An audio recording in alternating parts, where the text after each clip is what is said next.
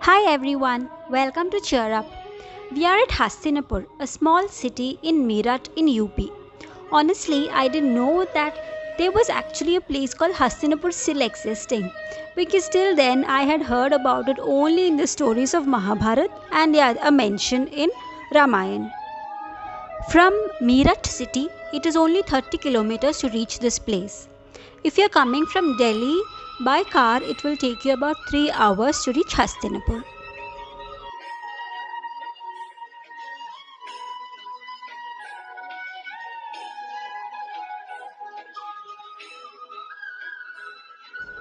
Our first destination is an ancient Shakti Peeth, Jayanti Mata temple in the Pandava Tila area of Hastinapur.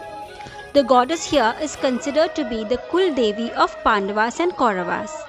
A lot of information about the temple is provided here in Hindi. I really wish that there was an English version also installed here.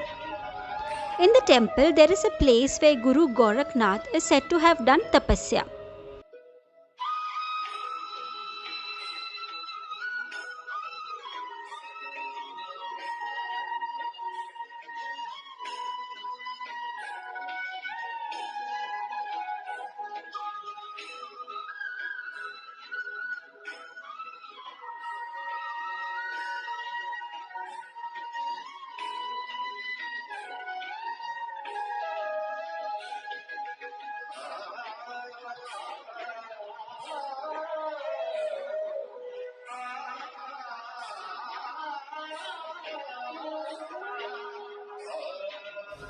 When you exit from the side of this temple, you will reach another temple, 5000 years old, Pandeshwar Mahadev temple. Both the temples and the complex around it comes under protected monuments. It is believed that Ganga used to run just adjacent to this temple during that time, thousands of years back. And now the river is about 10 kilometers away from here. This temple and a fort supposedly built by Parikshit was renovated by Raja Nain Singh in 1798. Now, as you can see, the temple is in need of some maintenance. A large banyan tree in front of the temple is said to be as old as the temple itself and is said to be the witness of Kauravas and Pandavas playing under it. I had a positive experience here. I left my handbag in front of the temple to remove my shoes and completely forgot about it. After about 5 minutes, a person came with my handbag and was asking if any of us forgot it. I was surprised and was really happy to get my bag back intact.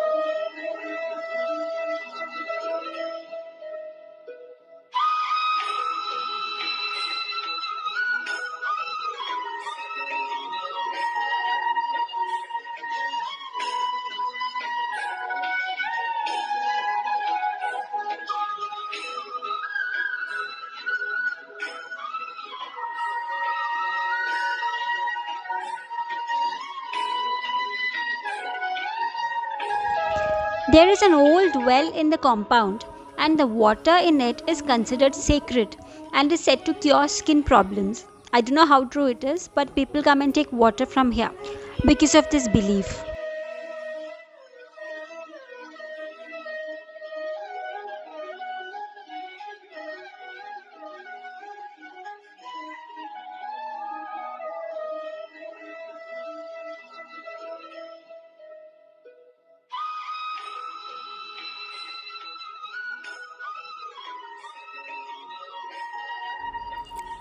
You can see the idols of Pandavas which have been eroded badly, just like the Shivling which is sloped to one side because of the constant flow of water on it.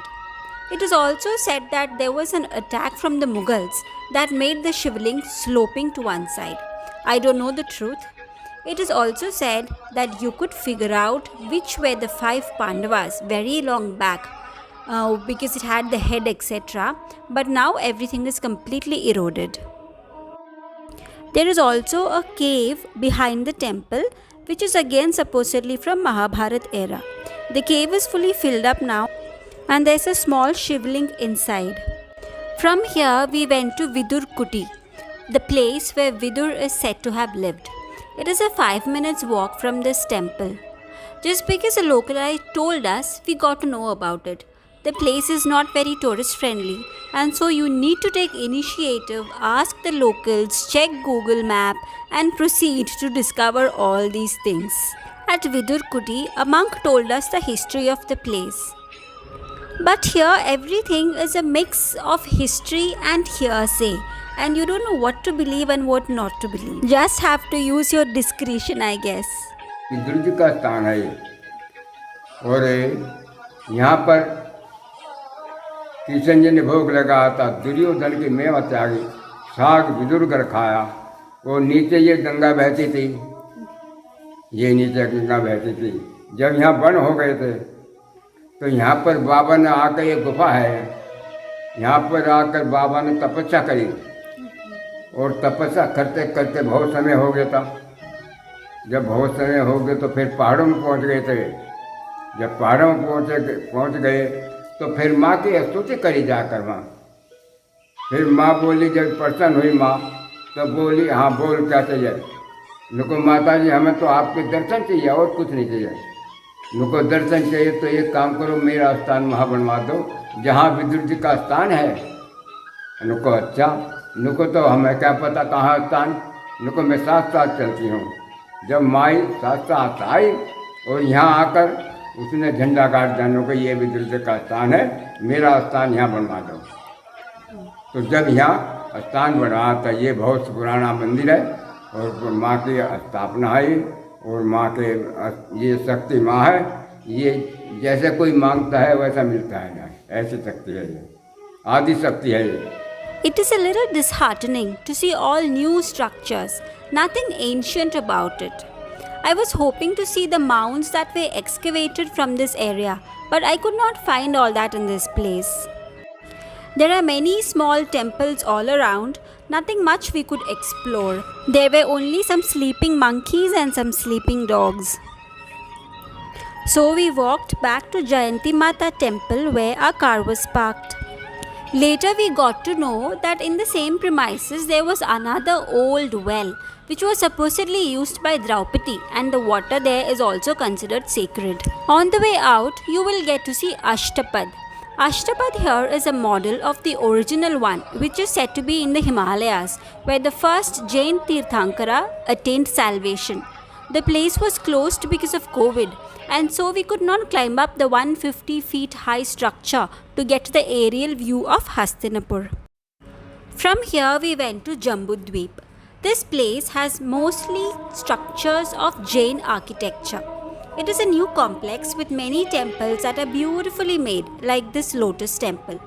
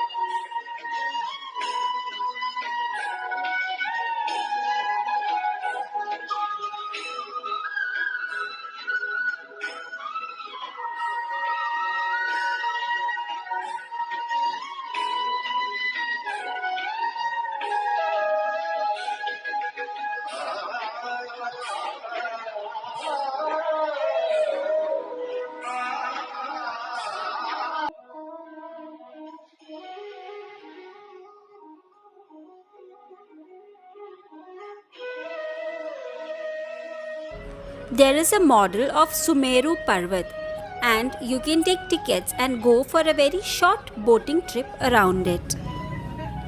There are other entertainment options also in the complex. You can easily spend about half a day here.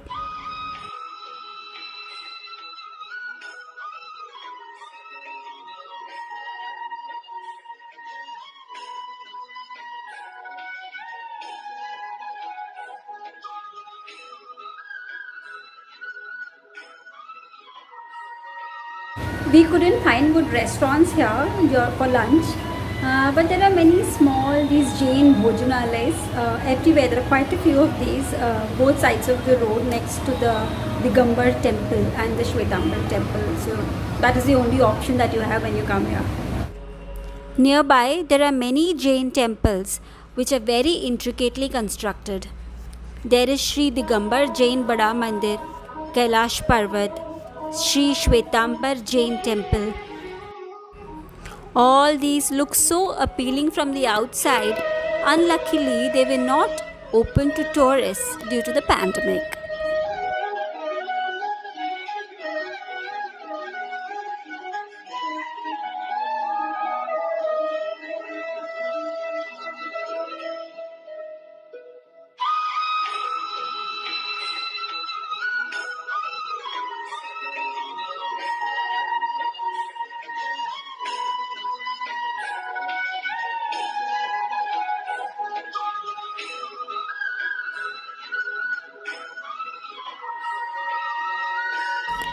Next is Karna Mandir. It is believed that it was here that Karna used to worship Lord Shiva and used to give donations to people. But the structure of the temple is totally new. In the story of Karna, this happens next to River Ganga, and River Ganga is not flowing anymore here. It is said that the river has changed its course and is flowing 5 kilometers far away from here. Anyways, it is a very small temple, fine to visit once, just that there is nothing ancient about it except for the belief.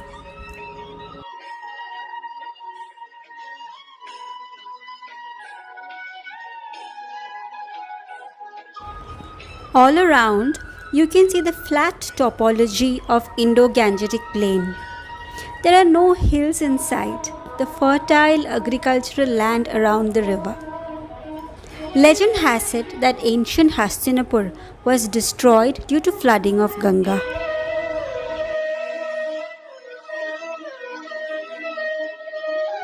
Next, we travelled to Draupadi Ghat Mandir. You have to park the car and walk a little bit through the fields. We just loved the walk. It is like all of a sudden you are surrounded by greenery. You can just imbibe the freshness all around you. A beautiful walk. When we reached the temple, we were a little disappointed. It is a very small structure. Next to it, a tank is newly constructed. It is believed that Draupadi used to have bath here and offer daily puja. I believe that there is some truth in it because the place around is actually a marshy area. Probably thousands of years back, there would have been a large water body here. Excavations in these areas have found copper utensils, iron seals, ornaments made of gold and silver, terracotta discs, and several oblong-shaped ivory dice used in the game of Chaupa, all dating to around 3000 BC. This is according to an internet source whose link I have mentioned in the description. When I had checked for places to see, Hastinapur Wildlife Sanctuary along River Ganga popped up, but we could not find it. The address in the Google Maps is not correct. So when enquired, we were told by the locals that most of Hastinapur comes under this sanctuary because of the marshy land and forests. There is no particular markings or entrance to the sanctuary. So in the end, we left the quest of finding this elusive place. If you have visited this place, please let me know in the comments if there is an exact location of the same. As you can see, all these places are greatly neglected and not at all tourist friendly. Excavations at Hastinapur were carried out in early 1950s by B.B. Lal, Director General of Archaeological Survey of India. He found correlations between the text of Mahabharata and the material remains that he unearthed at Hastinapur, but the place remains pretty much neglected till date. The legend has it that as Draupadi was disrobed in Hastinapur, the place is cursed and would remain abandoned. I really wish if it was true and if such things really happened, probably we will see less and less cases of atrocities against women. With that note, our trip ends here. If you liked my video, don't forget to give it a thumbs up and to subscribe. Thank you.